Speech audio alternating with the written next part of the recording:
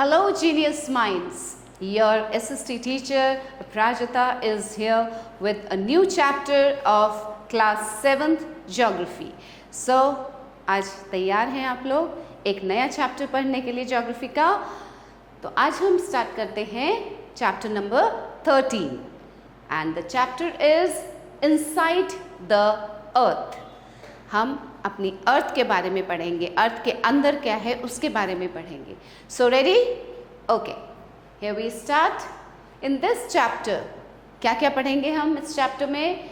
Layers of the earth, material of the earth, कितनी layers हैं अर्थ में, कौन कौन सी लेयर्स हैं अर्थ की, फिर मटीरियल क्या है अर्थ का, rock cycle and minerals. The earth, a planet, was a mass of hot gases around 4,500 million years ago. 4,500 million years पहले जो अर्थ है, हमारा जो प्लैनेट अर्थ है, ये एक हॉट गैसेस का मास था।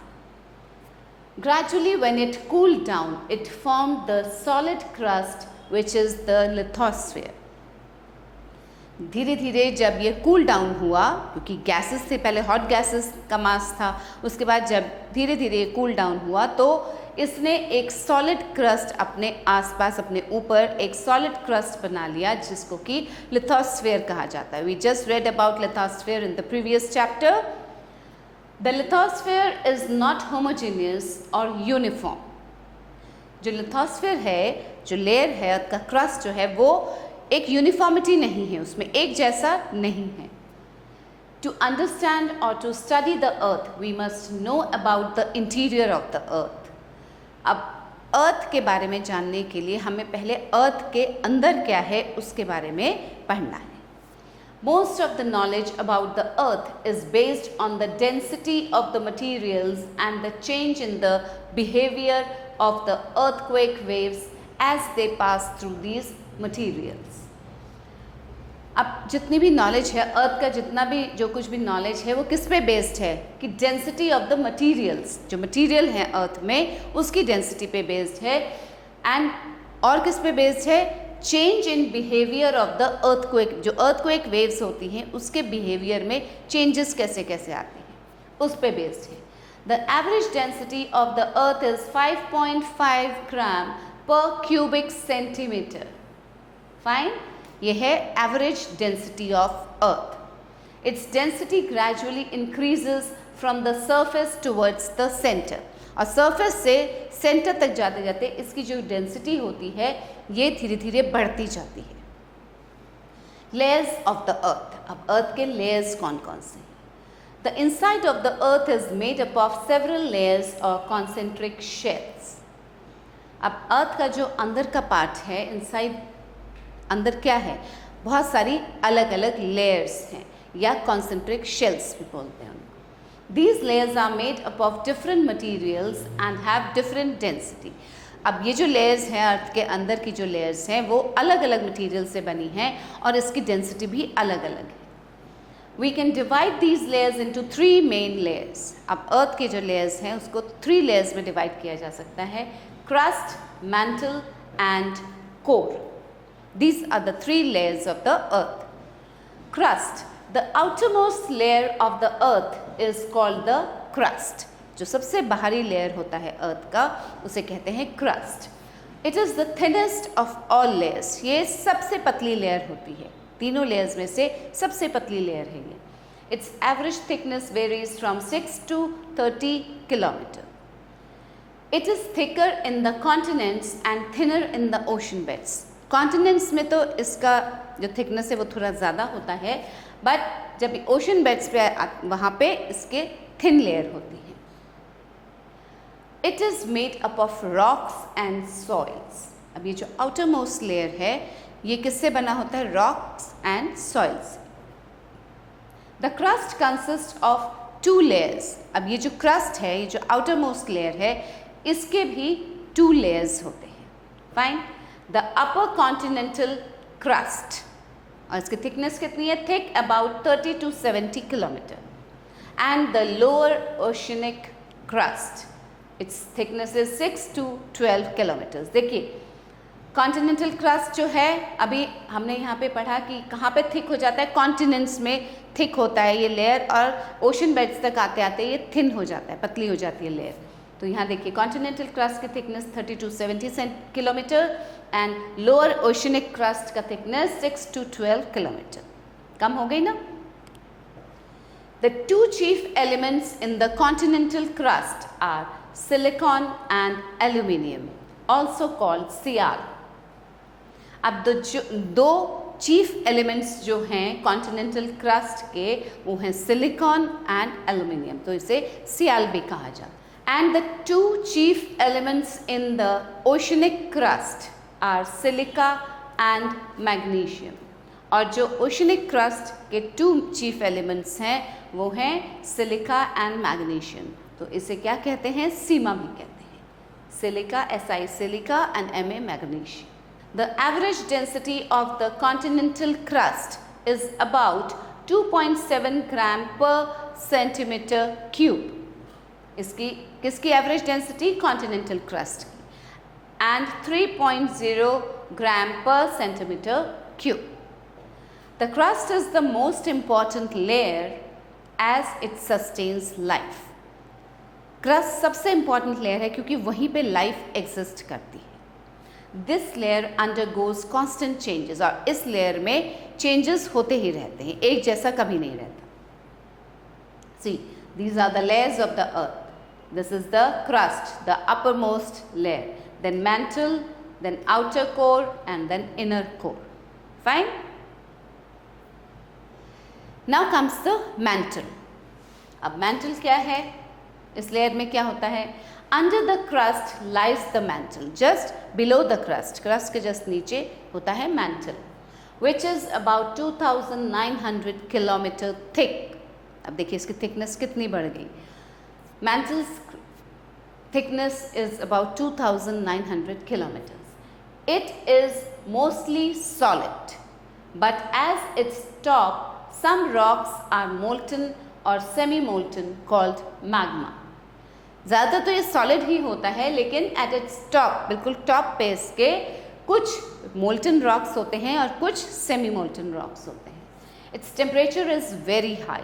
मोहोरोविसिक डिसकॉन्टिन्यूटी और Moho is the boundary between the crust and the mantle. Crust और मैंटल के बीच की जो बाउंड्री है उसे कहते हैं मोहो। The mantle consists of two layers. Mantle के two layers होते हैं, the upper mantle and the lower mantle. The mantle is composed of olivine. किससे composed है ये? Olivines. A combination of iron, magnesium and silicon. Olivine means किसका combination है ये? Iron, magnesium और silicon. Its average density is 3.5 gram per centimeter cube to 5.5 gram per centimeter cube. Due to its higher density than that of the crust, the lithosphere is considered to be floating over the asthenosphere, another name of mantle. अब देखिए इसकी जो density वो high होती है crust से, mental की जो डेंसिटी है वो क्रस्ट से ज़्यादा है, इसीलिए लिथोस्फीयर को क्या कंसिडर किया जाता है, to be floating over asthenosphere. तो ये कंसिडर किया जाता है कि जो लिथोस्फीयर है वो फ्लोट कहाँ कर रहा है, in asthenosphere. Asthenosphere means another name of mantle, means mantle के ऊपर। Okay. Core, next is the core, earth की थर्ड लेयर है। The core is the innermost layer, सबसे अंदर वाली लेयर होती है core. It is also called biosphere. The boundary between the mantle and the core is known as Gutenberg discontinuity. जो boundary है mantle और core के बीच की उसे कहा जाता है Gutenberg discontinuity. It can be divided into two parts. अब इसे टू पार्ट्स में डिवाइड किया गया है, the outer core and the inner core. The inner core is composed of, अब inner core किससे बना हुआ है, it's composed of nickel and iron, also called Nifi. Ni is nickel and Fe is iron. Okay? It is solid. और वो कैसा है? Solid होता है. It is due to the presence of iron and nickel in the core that the earth acts like a magnet. अब ये जो presence है आयरन और निकल का कोर में, इसी कारण जो अर्थ है हमारा वो मैग्नेट की तरह वर्क करता है. The inner core is surrounded by the outer core which is liquid and is about 2100 kilometer thick. तो जो इनर कोर है वो किससे कवर्ड है? It's surrounded by the outer core. Outer core से कवर्ड है वो, और जो कि आउटर कोर जो है वो होता है कैसा? लिक्विड, और उसकी थिकनेस है 2100 kilometres. Fine. Now fact to know, the crust forms only 0.5% of the total volume of the earth. About 16% of its volume is the mantle and about 83% is the core. अब crust केवल 0.5% है और 16% mantle है और 83% core. The density and temperature of the earth increases with depth. जैसे जैसे depth बढ़ती जाती है उसका डेंसिटी और टेम्परेचर बढ़ता जाता है अर्थ का. The density of inner core is between 9.9 to 12.2 ग्राम पर centimetre cube and the outer course density is between 12.6 to 13 ग्राम पर सेंटीमीटर क्यूब. यह है इनर कोर और आउटर कोर की density. Temperature rises at the rate of 1 degree centigrade for every 32 meters. Her 32 meters के लिए temperature कैसे बढ़ता है? 1 degree centigrade बढ़ जाता है. It is possible that the temperature at the core is as high as 52,000 degrees centigrade, due to which all material there is in molten state. इतना high temperature की वजह से वहाँ जितना भी मटीरियल है सब मोल्टन स्टेट में है. This molten material acts like solid because of extreme pressure, और एक्सट्रीम प्रेशर में ये बिल्कुल सॉलिड की तरह एक्ट करता है. Now the material of the earth, rocks. Earth में कौन कौन से मटीरियल्स हैं? First comes the rocks. The crust of the earth is made up of rocks and minerals. जो अर्थ का crust है वो rocks और minerals से बना हुआ है. A rock is any naturally occurring solid mass. Naturally कुछ भी solid mass जब बन जाता है that is rock. They do not have definite chemical composition or specific physical properties. इनकी ना तो कोई specific physical properties होती हैं और ना ही कोई definite chemical composition होता है. They can be hard like granite and soft like chalk. Rocks granite की तरह hard भी हो सकती हैं, chalk की तरह soft भी हो सकती हैं. They have different colors, sizes and features. The rocks in the earth's crust can be classified into 3 types. अब जो rocks हैं अर्थ पे जो rocks हैं वो कितने तरह के होते हैं? They are of 3 types: igneous rocks, sedimentary rocks and metamorphic rocks. Now see, this is granite. These are the forms of rocks. Then this is sandstone. This is chalk. Okay? Now let's read about these different 3 types of rocks. Igneous rocks. There is molten material called magma within the earth. अर्थ में एक molten material मिलता है जिसे कहा जाता है magma. When this magma comes out from a volcano during the volcanic eruption on the earth's surface, it is called lava. और जब यही मैग्मा वॉल्केनो के थ्रू, वॉल्केनिक इरप्शन जब होता है, जब वॉल्केनो फटता है तो वहाँ से जब ये मैग्मा निकलता है बाहर, अर्थ के सरफेस पे आता है, तो उसे क्या कहा जाता है? उसे कहा जाता है लावा. Fine. It cools down quickly and turns into solid rocks. अब जैसे ही ये लावा बनके अर्थ के सरफेस पे आता है निकल के बाहर, तो बाहर आते ही ये सॉलिड फॉर्म ले लेता है, सॉलिड रॉक्स बन जाते हैं इसके, जैसे ये कूल डाउन होता है. These rocks are called igneous rocks. और इस तरह के जो रॉक्स होते हैं उन्हें कहा जाता है igneous rocks. These are of 2 types. अब ये भी 2 टाइप्स के हैं. The rocks which come out on the earth surface are called extrusive rocks such as basalt. अब जो भी रॉक्स बाहर आते हैं अर्थ सरफेस पे उन्हें कहा जाता है एक्सट्रूसिव रॉक्स, और इसका एग्जाम्पल है basalt. We can find these in the Deccan plateau in southern India. कहाँ मिलते हैं ये? डेक्कन प्लेट्यू में in southern India. Sometimes the magma cools down under the earth's crust. अब कभी कभी क्या होता है, ये मैग्मा जो होता है अर्थ क्रस्ट के नीचे ही कूल डाउन कर जाता है, ठंडा हो जाता है, एंड चेंजेस इनटू रॉक्स, और वहीं पे वो रॉक्स का फॉर्म ले लेता है। Such rocks are called intrusive rocks, क्योंकि वो उसके अंदर ही है, ओके, क्रस्ट के अंदर ही, इन द अर्थ क्रस्ट। तो इंट्रूसिव और एक्सट्रूसिव जब वो बाहर निकल आता है अर्थ सरफेस पे। और इसका एग्जाम्पल क्या है इंट्रूसिव रॉक्स का? Such as granite. Fine. These are also called volcanic rocks. The magma which cools down under the earth's crust takes a long time and forms crystals of larger size. और ये जो magma जब अर्थ के crust के अंदर ही ठंडे होते हैं तो वो ज़्यादा टाइम लेते हैं, लेकिन उनका साइज बहुत बिग होता है। They form crystals of larger size. Igneous rocks are called primary rocks because other types of rocks are formed from these. Igneous rocks को प्राइमरी रॉक्स भी कहा जाता है क्योंकि बाकी जो रॉक्स फॉर्म होते हैं वो इसी से फॉर्म होते हैं। They are the source of many important minerals such as iron, nickel, copper, lead, zinc, gold and platinum. Now comes the sedimentary rocks. The igneous rocks break and erode into sediments due to the movement of water, ice and wind and are carried to the new places.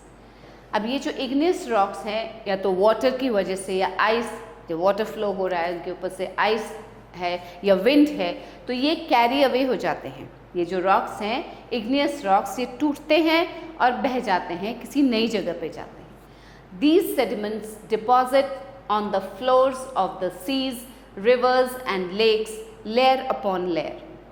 और क्या होता है, ये जो sediments होते हैं, जो igneous rocks टूट के सेडिमेंट्स फॉर्म कर लेते हैं, ये जाके या तो सी के फ्लोर पे डिपॉजिट हो जाता है या रिवर्स में या लेक्स में, और इनके लेयर बनते जाते हैं, एक के ऊपर एक लेयर बनते जाते हैं। They are pressed and hardened by their own weight, और अपनी ही वेट से ये दबते जाते हैं और ये हार्ड होते जाते हैं।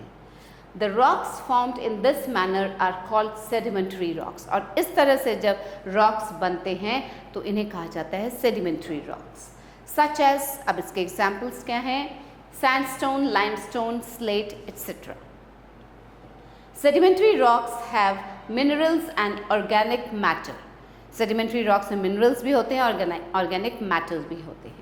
The remains of dead plants and animals are called organic matter और fossils. अब ये organic matter क्या होते हैं? जो remains होते हैं dead plants या animals के, उन्हें कहा जाता है organic matter या उन्हें fossils भी कहा जाता है। Now see, this is sedimentary rocks. Layer by layer it is formed. Okay? Here the erosion particles carried away by wind or water. यहाँ से erosion हुआ, particles carry हुए, यहाँ पे ये layer form होते चले गए। Cementation, tightly packed sediments, then compaction, closely packed sediments, and deposition, loosely packed sediments. Fine? Okay. When organic matter forms layers, it turns into coal. जब ऑर्गेनिक मैटर मीन्स जो fossils हैं they form layers, एक के ऊपर एक layers बनती चली जाती हैं उनकी, तो वो किस में टर्न हो जाते हैं? Into coal, which is also a sedimentary rock. तो कोल क्या है? कोल भी सेडिमेंट्री रॉक है। These rocks have layers. About 75% of the land mass is covered by these rocks. Sedimentary rocks से 75% लैंड मास कवर्ड है। Lastly comes the metamorphic rocks.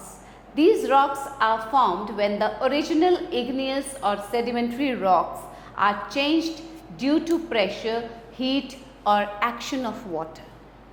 ये metamorphic rocks कब बनते हैं? जब igneous rocks या sedimentary rocks अपने आप ही वो प्रेशर के कारण चेंज होते हैं, उनका ओरिजिनल फॉर्म जो है वो चेंज हो जाता है ड्यू टू हीट या action of water. This process of transformation is called metamorphism, और इस चेंज को कहा जाता है metamorphism. In this process small crystals combine together and form large crystals. इस प्रोसेस में क्या होता है, छोटे छोटे क्रिस्टल्स आपस में मिलते हैं, ज्वाइन होते हैं एंड दे फॉर्म, उससे क्या बनता है, बड़ा एक क्रिस्टल बनता है। Different minerals and materials too can combine and form into newer minerals or materials। अलग अलग minerals और materials भी इसी process में ऐसे combine होके नया minerals या नए materials बना सकते हैं। Thus this process changes clay into slate। इस process में क्या होता है, clay किस में change हो जाता है, slate में, limestone into marble and coal into graphite and granite into gneiss। This is a long process and can take hundreds or thousands of years। लेकिन ये जो प्रोसेस है ये बहुत लंबा प्रोसेस होता है, इसमें 100 years या 1000 years भी लग सकते हैं। See the formation of metamorphic rocks, heat and pressure, यहाँ से heat and pressure लगा, ऊपर से भी pressure पड़ा, fine, and the metamorphic rocks form। Now comes the rock cycle। Okay, we know about the life cycle, we know about the water cycle। तो ऐसे ही rock का भी एक साइकिल होता है। वाटर हैज़ वाटर साइकिल, जैसे अभी बताया आपको मैंने, so as the rocks have a rock cycle। तो रॉक्स का भी अपना एक रॉक साइकिल है। In the rock cycle the rocks change their forms and reaches its starting stage। Rocks अपने फॉर्म चेंज करते हैं और बिल्कुल अपने स्टार्टिंग स्टेज पे पहुंच जाते हैं। This is a slow but continuous process. ये बहुत धीरे होता है, ये प्रोसेस बहुत स्लो है लेकिन एक कंटिन्यूएशन में होता रहता है। The magma is liquid rock material which cools down and solidifies. अब देखिए मैग्मा क्या है, एक लिक्विड रॉक मटीरियल है जो कि ठंडा होता है और सॉलिडिफाई हो जाता है into solid igneous rocks on और बिलो द अर्थ सरफेस। अभी पढ़ा हमने, या तो अर्थ सरफेस के ऊपर या अर्थ सरफेस के नीचे ये कूल डाउन होके रॉक्स फॉर्म करता है। The igneous rocks are broken down into small particles by the, अब देखिए इग्नियस रॉक्स फॉर्म हो गए, अब इग्नियस रॉक्स टूटते हैं छोटे छोटे पार्टिकल्स में, बाय किससे, विंड से या वाटर से, विंड से या वाटर मूवमेंट से, and are transported to another place and they become sedimentary rocks. अब ये टूट के छोटे छोटे सेडिमेंट्स बन जाते हैं और जाके किसी और जगह पे पहुंच जाते हैं, वो वाटर के साथ या विंड के साथ, एंड वहाँ वो बन जाते हैं sedimentary rocks. When igneous and sedimentary rocks are subjected to pressure and heat they change into metamorphic rocks. और जब ये इग्नियस एंड सेडिमेंट्री रॉक्स, जब इनके ऊपर ओरिजिनल इग्नियस और सेडिमेंट्री रॉक्स के ऊपर प्रेशर पड़ता है हीट का, तो ये चेंज हो जाते हैं मेटामॉर्फिक रॉक्स में। These rocks can melt under great heat and pressure and thus magma can be created। So the rock cycle starts all over again। और देखिए फिर से वो अपने ओरिजिनल उसमें आ जाता है। ये जो रॉक्स होते हैं मेटामॉर्फिक रॉक्स, ये मेल्ट हो सकते हैं ग्रेट हीट और प्रेशर में और फिर से ये मैग्मा बन जाते हैं, आ गए ना अपने फर्स्ट फॉर्म में, and again the cycle starts. So this is the rock cycle. देखिए यहाँ से वॉल्केनिक इरप्शन हुआ, इग्नियस रॉक्स फॉर्म हुए यहाँ पे, देन इसमें से सेडिमेंट्स बने, ये सेडिमेंट्स कैरी हुए कहीं और जाके सेडिमेंट्री रॉक्स बन गए। देन अगेन ये सेडिमेंट्री रॉक्स पे कोई प्रेशर पड़ा, ओरिजिनल इसके फॉर्म पे प्रेशर पड़ा, तो ये बन गए metamorphic rocks, and again metamorphic rocks heat के अंदर या प्रेशर के अंदर आके फिर से मैग्मा बन गया। Okay, so this is the rock cycle. Now let's read about the minerals. A mineral is a naturally occurring solid chemical substance. Minerals क्या होते हैं, ये सॉलिड केमिकल सब्सटेंस होते हैं लेकिन ये नेचुरली ही अकर करते हैं, नेचुरली बनते हैं। It has a definite chemical composition, a highly ordered atomic structure and specific physical properties। और ये जो minerals हैं इसकी एक highly ordered atomic structure होता है, एक specific physical properties हैं इनमें, and a definite chemical composition होता है। Fine? Minerals are found in the rocks। These materials are called minerals. अभी जो materials हैं उन्हें ही minerals कहा जाता है. A rock may have one or more mineral. एक rock में एक से ज़्यादा mineral भी हो सकते हैं. We get metals or chemicals from minerals. A mineral has 2 or 3 simple substances called elements. अब minerals में 2 या 3 simple substances होते हैं जिन्हें elements कहा जाता है. The rock which has a large amount of a mineral is called an ore. वो rock जिसमें कि बहुत ज़्यादा quantity में mineral होता है उसे कहा जाता है ore. Such rocks are mined for procuring that mineral. और इन rocks को, ऐसे rocks को mining की जाती है इनकी to take out that mineral. Minerals are of great economic value. We can classify minerals into 2 broad types. अब minerals के 2 types क्या हैं? Metallic and non-metallic. Fine? Let's read about the metallic minerals. The minerals that have metals in them are called metallic minerals. वो minerals जिनमें की metals होते हैं, metal है जिसके अंदर, उसे कहा जाता है metallic minerals. These are found in igneous and metamorphic rocks. अब ये कहाँ मिलते हैं? metallic minerals igneous rocks में और metamorphic rocks में. A metal can be pressed into wires and sheets. एक metal को wire में form किया जा सकता है, बदला जा सकता है, sheets में बदला जा सकता है, वो press किए जा सकते हैं. Some important metals are iron, gold, silver, lead, copper, zinc, etc. Now the non-metallic minerals. Non-metallic minerals do not have metal content in them. Non-metallic minerals में metals नहीं होते हैं. These minerals are chiefly associated with sedimentary rocks. और ये mainly associated किससे होते हैं? Sedimentary rocks से, such as clay, sulfur, coal, petroleum, salt, etc. The modern progress and development could not have been achieved without minerals. और इन minerals के बिना जो आज का जो modern progress हुआ है वो possible नहीं था. The progress and development would not have been possible without the minerals. Now some important facts children. क्या पढ़ा अभी हमने इस chapter में? The earth is made up of 3 main layers: crust, mantle and core. The crust is the outermost covering and is made up of sial or sima. The core is the innermost layer of the earth. Rock is the material that forms the crust of the earth. Rock से crust बनता है. Rocks are of 3 types: igneous, sedimentary and metamorphic. Rocks undergo a change. This process is called rock cycle, and we get minerals from the rocks which are of great economical value. So children, now let's start with the objective type questions. Take the right option. Dash is the most important layer as it sustains life. कौन सा layer सबसे ज़्यादा important है जहाँ पे life exist करती है? Core, crust, mantle. So it's the crust. Crust is the most important layer. The oceanic crust is made up of sima, sial, nephi. It's made up of sima, silicon and magnesium. The magma which cools down below the earth's crust changes into intrusive rocks, extrusive rocks, lava.